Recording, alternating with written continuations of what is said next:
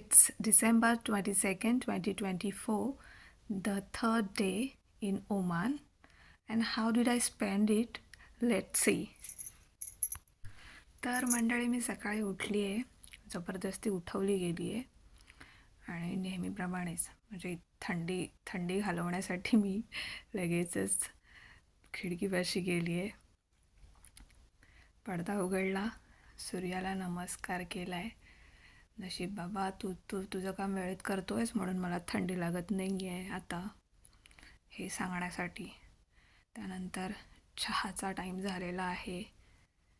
हे उगाचच मी good morning वगैरे म्हटलेलं ते बंदच करून ठेवलं आहे. मी चहा पिते आहे, लेमन टी, आणि ह्यांच्यासाठी सॅफ्रॉन टी बनवलेला आहे.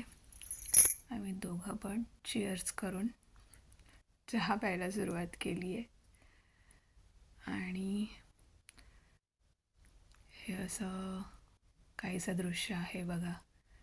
चहा, मी काय सांगते ते मला पण कळत नाही आहे, पण जस्ट सांगते आहे.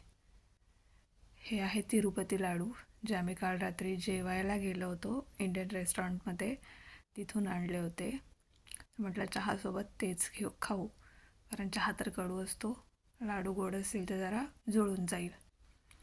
सो आम्ही ते खात पीत सकाळ एन्जॉय करत आहोत. आणि इकडच्या तिकडच्या आमच्या गप्पा चालू होत्या. म्हणजे मी त्यांना म्हणत होते की गोकर्णाला असे लाडू मिळतात, तर ते म्हणतात काही नाही, अशा प्रकारचे असतात, पण हे नसतात, हे तिरुपती लाडू आहेत जे तिरुपतीलाच मिळतात. अशा गप्पा मारून, म्हणजे चहा पीत गप्पा मारत थोडा काहीसा वेळ आम्ही घालवला बोलण्यातच. आणि कुठे जायचं, काय करायचं हे डिसाईड व्हायला जरा वेळ लागत होता. सो ठरत होतं, कारण हे ठरवणारे हेच होते.